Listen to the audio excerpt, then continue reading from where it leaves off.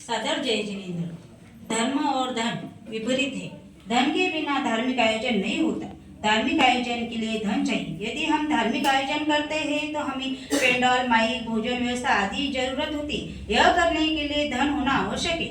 नवनिर्माण मंदिर विधि के लिए धन आवश्यक होता है। जैन धर्म काशी सोमेश्वर जी हम जाते थे, वहाँ धर्मशाला, भोजन व्यवस्था आदि के लिए धन चाहिए। धन के बिना कुछ भी नहीं हो सकता। त्याग करने वाला सम्मान करता है। धन देने त्याग पुण्य प्राप्ति होती है। धन रहने के बाद भी व्यक्ति धन नहीं दे सकता, उसके धर्म नहीं कर सकते। आखिर में हम यही कह सकते हैं कि धन के बिना धर्म कर सकते, परंतु दान के बिना धर्म नहीं कर सकते।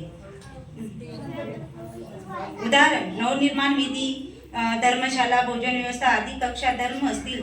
वृद्ध जहाँ नहीं जा सकती, वहाँ वाहन, साधन, गृह आवश्यकता करने के लिए धन ही आवश्यक होना चाहिए। हाँ, सुनो बहू, तुम क्या कहती है? शिखर जाने में धन लगता है, पैसा लगता है। तो सुनो, मैं एक बात बताती हूँ। क्यों जाती काशी गिरनार, क्यों जाती काशी, क्यों जाती गिरनार, क्यों जाती काशी। घट घट में है तेरा घट घट का वासी, घट घट में है तेरा घट घट का वासी। मतलब तू इधर उधर क्यों प्रभु को देखती है? तेरे अंदर ही तो प्रभु है। यही तो बात बतानी है।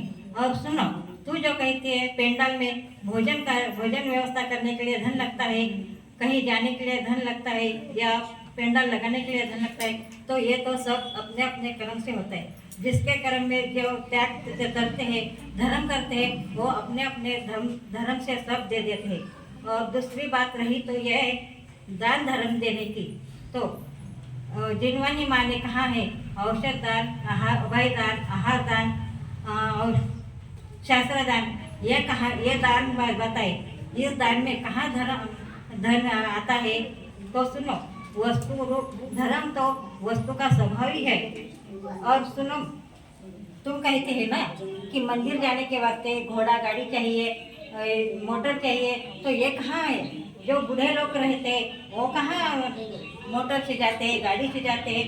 उनके कर्म से या उनके धर्म से उन्हें पुण्य के उदय से उनकी व्यवस्था हो जाती है। श्रीमंत लोग कहाँ जाते? श्रीमंत लोग है कि जो गाड़ी में घोड़े में बैठकर जाते हैं, फिर भी दर्शन नहीं कर पाते हैं। तो सुनो, मैं तुम्हें एक बात बताती हूँ, तुम ध्यान से सुन लो। जोड़ जोड़ धन जो रखा तूने ओ प्राणी, जोड़ जोड़ धन जो रखा तूने ओ प्राणी, कहीं पाप का जाला न पड़ जाए, कहीं पाप का जाला न पड़ जाए। अब मन से हटा दे आडंबर, अब मन से हटा दे ये आडंबर, छोड़ संसार बन जा तू दिगंबर। आत्मा है निर्मल कहती है वाणी, आत्मा है निर्मल कहती है वाणी, कहीं पाप का जाला न पड़ जाए। जोड़ जोड़ धन जो रखा तूने प्राणी, कहीं पाप का जाला न पड़ जाए। इसलिए मैं कहती हूँ बेटा कि धर्म ही श्रेष्ठ है। धर्म पर श्रद्धा करो और इसी धर्म को तुम आचार में लो।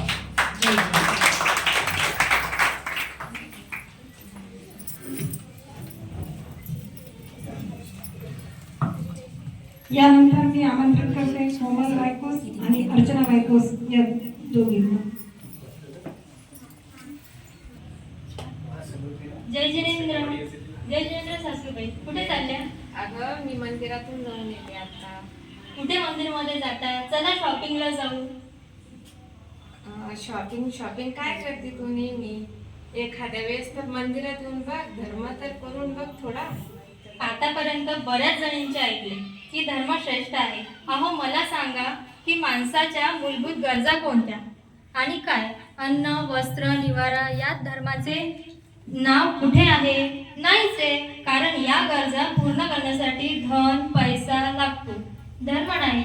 धर्माने कुठे पोट भरते? का या घर बांधता येते की कपडे खरेदी करता येतात? सांगा बरं सासूबाई। ऐक सुनबाई, आता जरा लक्ष देऊन ऐक बर का, कान इकडंच ठेव। धर्म करत संसार सुख धर्म करत निर्वाण धर्मपंथ साधे बिना नरकिर्यांच्या समान. या ओळीमध्ये सर्व वादविवादाचा सार आला आहे. जसे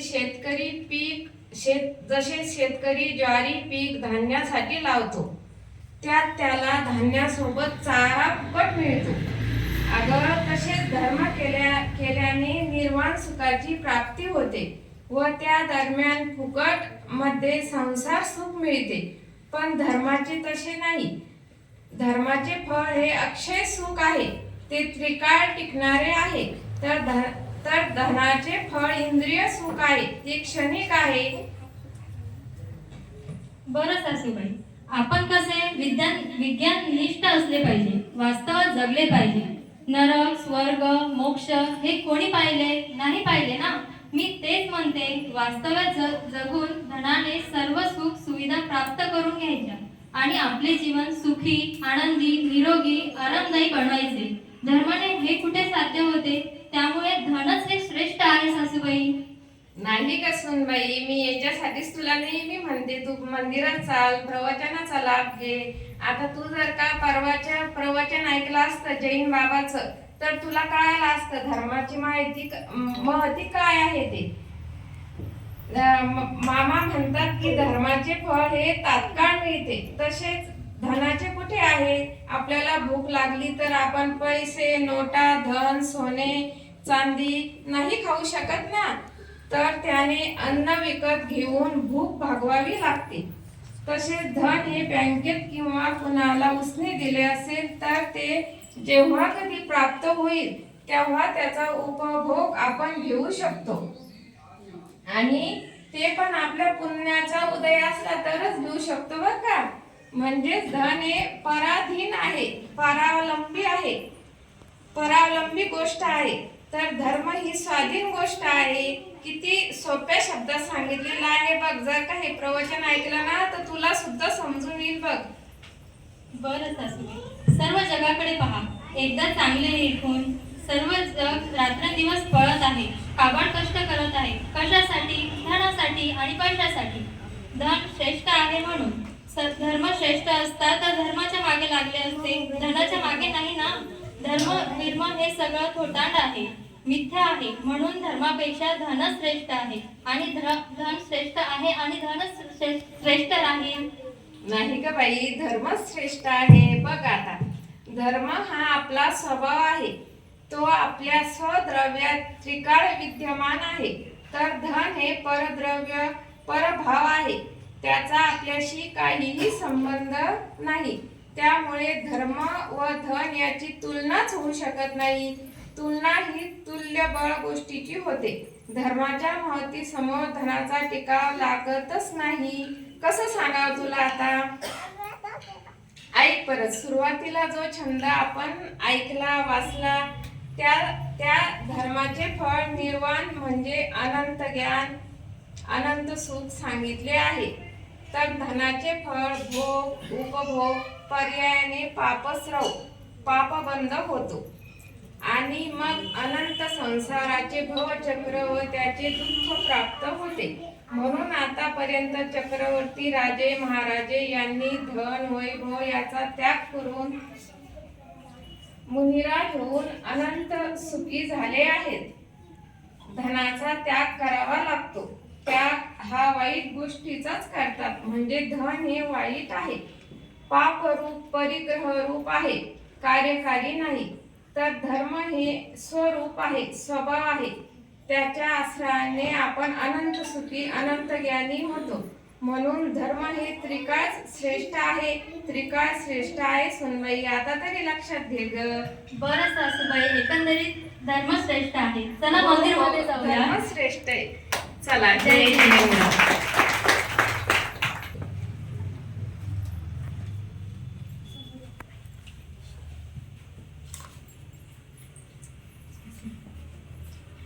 जय जिनेंद्र. प्रथम सर्वांना जय जिनेंद्र. लक्ष्मी बड़ी अधिकार भी पद बढ़ गया क्या भूलिए, परिवार और कुटुंब है क्या रोटी नय पर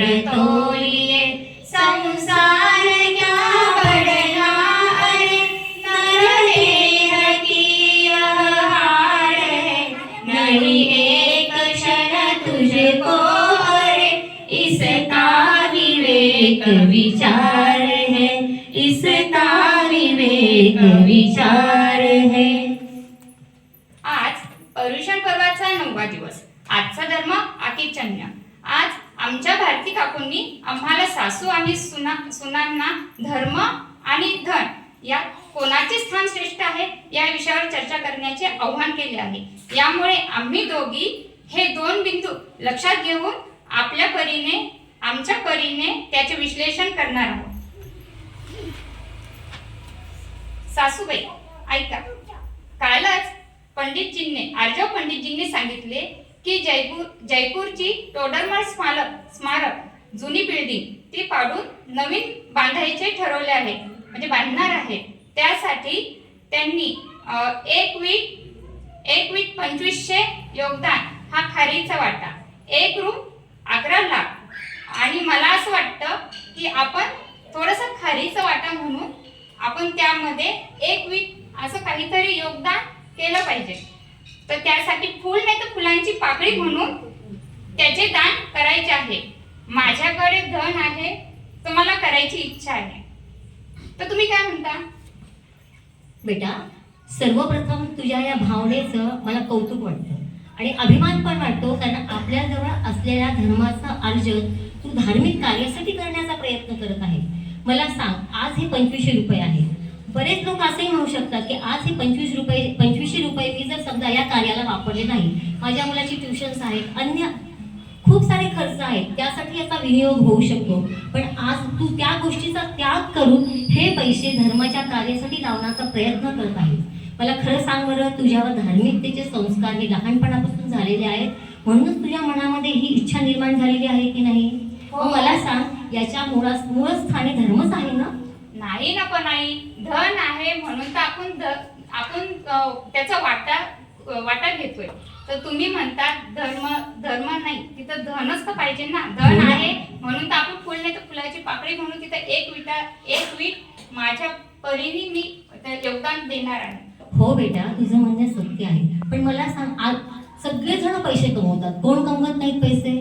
पण प्रत्येकाची बुद्धी होते का? बरेचसे लोक सप्तव्यसनांमध्ये सुद्धा याचा वापर करताय, की जो आपल्या जैन धर्मामध्ये याचं नकारात्मक याचे स्वरूप सांगितलेलं आहे. मग मला सांग, जर आज या सर्व गोष्टींच्या इच्छांपासून तुझ्या मनामध्ये धर्म कार्यामध्ये याचा विनियोग करण्याची इच्छा निर्माण झालेली आहे, मग याच्या मागे धर्म दडलेला नाहीये का? बर, ठीक आहे, जाऊ द्या. आता ऐका, जेव्हा युधिष्ठिरने राजसूय येताचे आयोजन केले तेव्हा यासाठी त्याला खूप साऱ्या धनाची आवश्यकता होती. त्यासाठी अर्जुनाला विराट सहित अनेक राजांना युद्धामध्ये हरून जिंकले, म्हणून भगवान श्रीकृष्णाने भगवद्गीतेमध्ये त्यांना धनंजयाची उपाधी दिली आहे. ते कसे काय? हा बेटा, तू जो हा प्रसंग मांडलेला आहे हा हिंदू जे ग्रंथ आहेत त्यातनं हा घेतलेला आहे. आता आपण याचं विश्लेषण आपल्या जैन धर्माच्या तत्वानुसार करूया. आपल्या जैन धर्मामध्ये शुभ उपयोग आणि अशुभ उपयोग सांगितलेला आहे. शुभ उपयोग आणि अशुभ उपयोगाचा परिणाम नंतर शुद्ध उपयोगात होतो. मला सांग, युधिष्ठिराने लढाई करून पैसे मिळवले, धन मिळवलं, बरोबर आहे, आणि त्याचा विनियोग त्याने शुभ कार्यासाठी म्हणजे यज्ञासाठी केलेला आहे. पण जैन धर्माच्या तत्वानुसार यातनं जे परिणाम होणार आहे ते शुद्ध होणार आहे का? हा प्रश्न तुला पडला नाही का बेटा? यासाठी धर्माच्या अभ्यासाची खूप अत्यंत गरज आहे आणि हा तू करावा असं मला वाटतं. बर, ठीक आहे. अजून आता हे तुमचे पाय दुखतात तर डॉक्टरांनी सांगितलं ऑपरेशन करायसाठी. तुमचे पायाचं ऑपरेशन केलं नाही तर तुम्ही असे चालतात, बरोबर आहे की नाही? जर ऑपरेशन केले नाही तर त्या डॉक्टरांनी सांगितलं की त्यांना एका ठिकाणी बसून राहावं लागेल आणि त्याच्यासाठी खर्च किती सांगितला माहिती का तुम्हाला? 2 ते 3 लाख रुपये खर्च सांगितला. मग त्याच्यासाठी आपल्याकडे धन आहे, आपल्याकडे पैसा आहे, त्यामुळे आपण 1-2 दिवसात ते मॅनेज करून किंवा एकत्र करून आपण तो देऊन आपण तुमच्या गुडघ्याचं ऑपरेशन करायचं ठरवलेलं आहे. माहिती का तुम्हाला? नाही रे बेटा, बरं झालं तुम्हाला हे सांगितलं. पण मी तुला सांगू का, आजपर्यंत खूप साऱ्या लोकांनी गुडघ्याचं रोपण केलेलं आहे, पण प्रत्येक जण यामध्ये सक्सेस झालेला नाहीये. ज्या वेळेला आपल्यामध्ये आत्मविश्वास असतो ना, त्यावेळेला त्याचं जे रूपांतर होत असतं ते सक्सेसमध्ये होत असतं. मला धर्माचा अभ्यास आहे. माझ्यामध्ये एक इतक्या चांगल्या प्रकारचा आत्मविश्वास निर्माण झालेला आहे की माझ्यावर आलेल्या कुठल्याही कठीण प्रसंगामध्ये मी त्याचा माझ्या धर्माच्या भावनेचा उपयोग करून आत्मविश्वास निर्माण होतो आणि त्याची फलश्रुती अशी होते की त्याच्यामध्ये आपल्याला सक्सेस मिळतो. आज मी ऑपरेशन एवढ्या महागाचं ऑपरेशन केल्यानंतरही मी आज अगदी ऑपरेशन न झाल्यासारखा माझ्या गुडघ्यांचा मला वापर करता येतो आहे. हा फक्त माझ्यामध्ये धार्मिकतेचा आत्मविश्वास असल्यामुळे मी हे करू शकले असं मला वाटतं. तुझा दृष्टिकोन बरोबर आहे, तो तुझ्या परीने बरोबर त्याचा विचार केलेला आहे, पण माझ्या परीने जर तू विचार केला तर कदाचित तुला हे पटू शकतं. नाही, पण तिथं धन होतं, आपल्याजवळ पैसा होता, आपण तो डॉक्टरांना दिला, त्यानंतर तुमच्या गुडघ्याचं ऑपरेशन झाले. तुला माहिती आहे सरकारने आता किती फंड निर्माण केलेले आहेत. त्या फंडांमधून सुद्धा आपल्याला हा पैसा उभा करता येऊ शकला असता. आज आपल्याजवळ हा पैसा होता, हे आपल्या शुभकर्माचंच फळ आहे. तर तू पुन्हा प्रयत्न कर धर्माच्या दृष्टीने याकडे बघण्याचा. आता मी तुला धर्माचे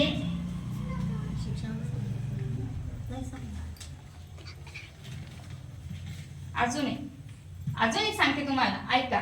आता तुमच्याच नाती आता जशा मोठ्या होऊ लागल्या तसं त्यांना मोठ्या हायस्कूलमध्ये टाकायचा विचार चालू आहे. आता सध्याला चालू आहे की प्रायव्हेट स्कूलमध्ये चांगलं शिक्षण त्यांना द्यायचं माझी इच्छा आहे. तर त्यासाठी त्यांना मला कॉन्व्हेंटमध्ये ऍडमिशन घ्यायचे, पण त्याच्यासाठी 1 लाख 2 लाख 3 लाख असे रुपये मागताय. पण ते आज माझ्याजवळ पैसा आहे म्हणून मला त्यांचं ऍडमिशन करायचंय. बरं, चांगला विचार आहे बेटा तुझा. पण तुला माहिती आहे माझा मुलगा म्हणजे तुझा दीर हा मराठी माध्यमातून शिकलेला आहे. मराठी माध्यमातून शिकल्यानंतर त्याने पोस्ट ग्रॅज्युएशनचं शिक्षण अमेरिकेत जाऊन घेतलं आहे. तो कुठेही मागे पडलेला नाही. अमेरिकेत जाऊन तिथल्या विद्यार्थ्यांना त्याने शिकवलं आहे आणि आज एक चांगल्या पदावरती तो जॉब करत आहे. तो मराठी मीडियमचा होता म्हणून कुठे कमी पडला का? आणि मला सांग, आज UPSC MPSC ची जी मुलं होत आहेत त्यामध्ये बरेचदा आपण त्यांच्या मुलाखती ऐकतो. ते बरेच मुलं झेडपीच्या मराठी माध्यमाच्या शाळेतनं शिकलेली आहेत आणि ती सर्व मुलं आज IAS IPS यासारख्या मोठ्या हुद्द्यांवरती जॉब करत आहे. मला ही गोष्ट सगळ्यांना सांगायची आहे की मराठी माध्यमातून मातृभाषेतनं जे लोक शिक्षण घेतात तेच वरती मोठ्या पदावरती पोहोचतात. जे मुलं मातृभाषेतनं शिक्षण घेत नाही ते नंतर पदव्युत्तर आणि पदवीच्या अभ्यासासाठी इतके अडखळतात की ते नंतर वरच्या लेव्हलला जाऊन नंबर मिळवू शकत नाही. कारण हे मी स्वतः अनुभवलेलं आहे.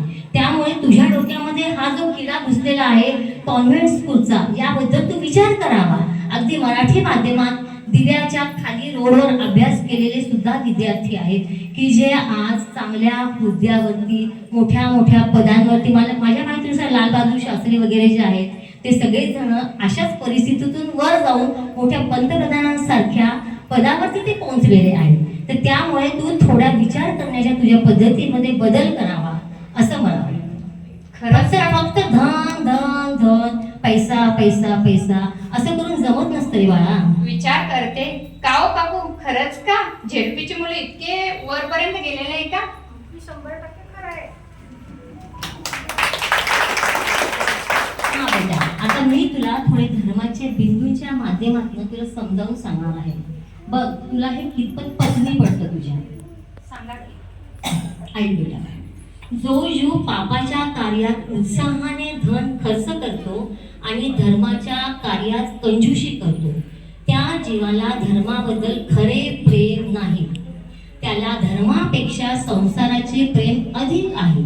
परंतु खरा धर्मात्मा श्रावक आपल्या लक्ष्मीचा संपत्तीचा संसारापेक्षा धर्म कार्यात अधिक उत्साहाने खर्च करतो. तुला माहिती आहे बेटा हे शब्द कुणाचे आहेत?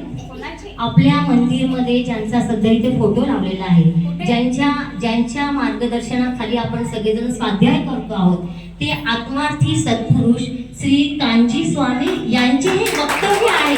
साक्षात आज त्याचं सुद्धा आपल्याला दर्शन घडत आहे. हो का? हा, आता मी तुला दुसरा बिंदू समजावून सांगते. हा, सांगा की.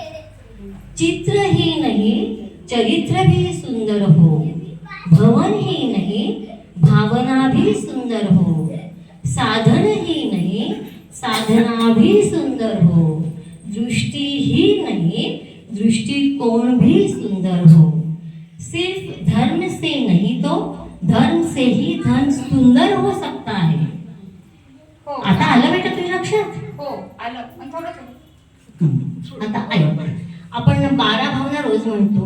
हो हा, त्यात 12व्या नंबरची भावना कोणती आहे तुला माहिती असेल ना? हा, तर ऐक बेटा, ती भावना आहे धर्म भावना. आता ती धर्म भावना मी तुला म्हणून दाखवते.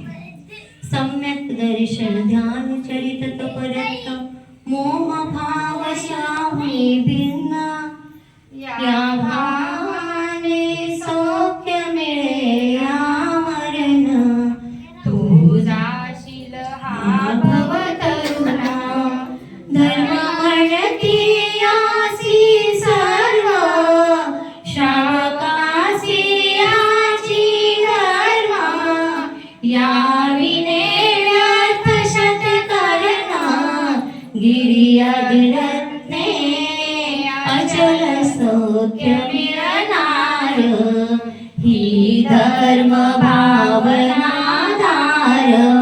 तुला माहिती आहे बेटा त्याची रचना कुणी केली आहे? कोणी? आर्यानंदी महाराज तुला माहितीच असतील ना? ते माझे मावशी होते.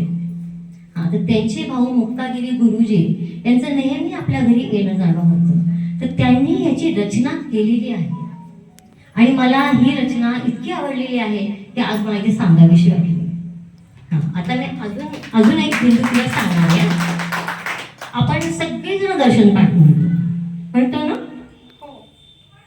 तर ऐक माझा, आपल्या दर्शन पाठामध्ये म्हटलं आहे, जीन धर्म विनिर्मुक्तो मा भवे चक्रवर्ती.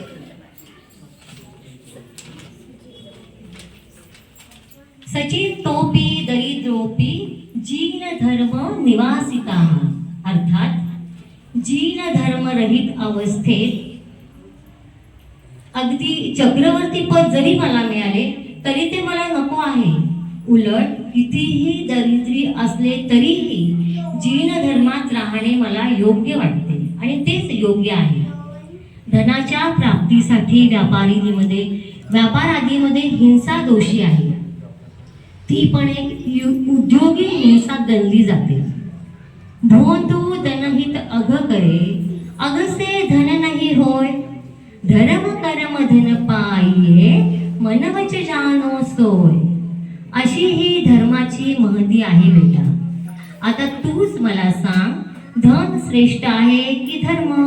हे आता तुलाच ठरवायचे आहे तुझ्या स्वतःच्या आत्मकल्याणासाठी. बरोबर आहे. धनश्रेष्ठ आहे धर्मश्रेष्ठ आहे धनापेक्षा. आणि मला अजून एक सूचित करायचं आहे की तू धर्माचा अभ्यास कर आणि धर्म कार्यामध्ये स्वतःला वाहून घे. तुला स्वतःला स्वात्म आनंद मिळेल. आत्म्याची अनुभूती तुला स्वतःला होईल, जी मी थोड्याफार प्रमाणामध्ये अनुभवते आहे. कारण आज माझ्यावर कितीही कुठलेही प्रसंग आले तरीही मी त्यातून बाहेर पडेल याचा कॉन्फिडन्स फक्त मला धर्माची कास असल्यामुळे माझ्या आई वडिलांनी आणि आमच्या घरामध्ये इतकं धार्मिकतेचं वातावरण होतं की आम्ही लहानपणी बालबोध परीक्षा वगैरे सगळ्या दिलेल्या आहेत. पण नंतर संसारात लागलो आणि नंतर त्याचा आम्ही अभ्यास एवढा करू शकलो नाहीये. पण आता थोडासा निवांत वेळ मिळालेला आहे आणि थोडंसं धर्माचरण करण्याचा मी प्रयत्न करते आहे. आणि तू जर केला तर मला तुझा सार्थ अभिमान वाटेल. हो कारण माझ्या नाती माझी पुढची पिढी पण तशीच होईल. हो सासूबाई. सुनांची रुपालीताई सोगानी आणि लक्ष्मी काकू नाके या दोघी आता आपले विचार व्यक्त करतील. जय जिनेंद्र. जय जिनेंद्र. मी रुपाली जय. आज माझा विषय आहे की धनच सर्वश्रेष्ठ आहे. आता तसं म्हटलं तर म्हणायला नाही पाहिजे, पण तरी तुम्हाला म्हणून दाखवते. ना बीबी ना बच्चा ना बाप बड़ा ना भैया, the whole is a thing की भैया सबसे बड़ा रुपया. आहे की नाही बरोबर?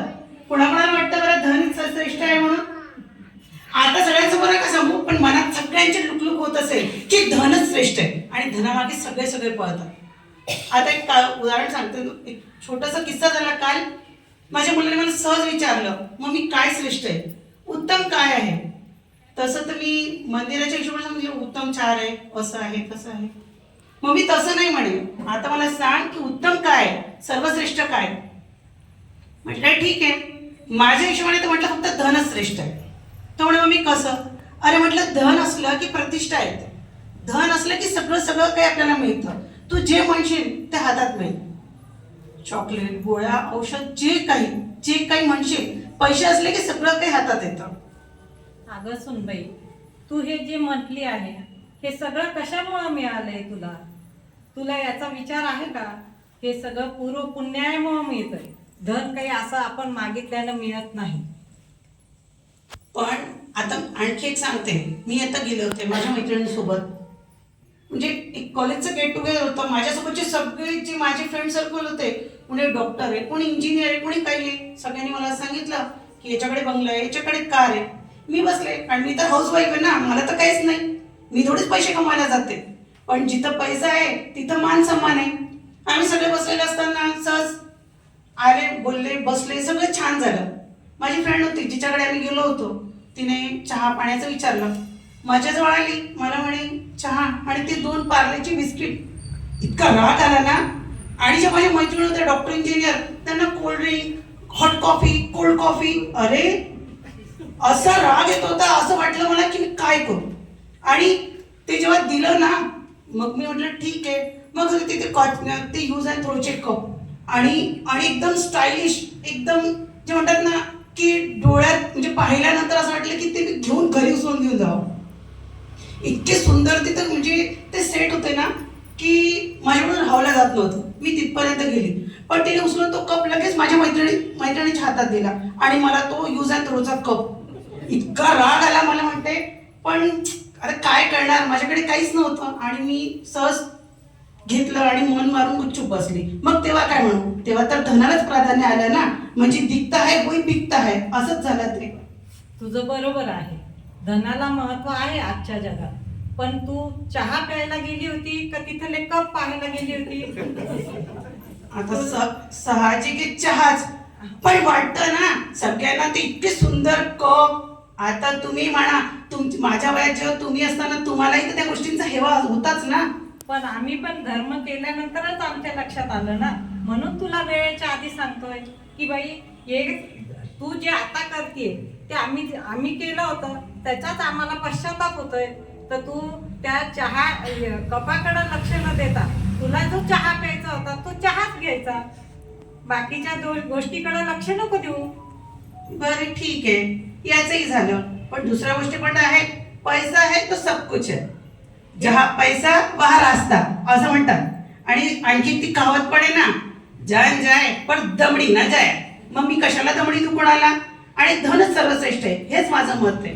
हे फक्त तुझं मत आहे. आणि तुमच्या युवा पिढीचं आता असंच चालू आहे की फक्त धनाच्या पाठीमागं लागत आहे. बाकी आपले संस्कार, धर्म या गोष्टी सगळ्या विसरत चाललेल्या आहेत. फक्त पैसा पैसा पैसा करूनही काहीही जमत नाही. याकरता आधी धर्म करावा लागल. आणि जो आता पैसा मिळतोय तो काहीतरी पूर्व पुण्य कर्म केलेले असतात म्हणून त्यामुळे मिळतोय. पुण्य कुठून होईल?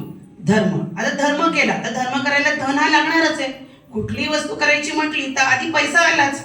काही तुम्हाला घ्यायचं असलं तरी पैसा हा आधी तिथं मोजावा लागतो. शिक्षण झालं, जाऊ द्या, सुरुवात सांगते. बाळातपणाला पैसे, त्याच्याशिवाय डॉक्टर हात लावत नाही. आणि आता तर असं आहे, लाख रुपयाशिवाय कामच होत नाही.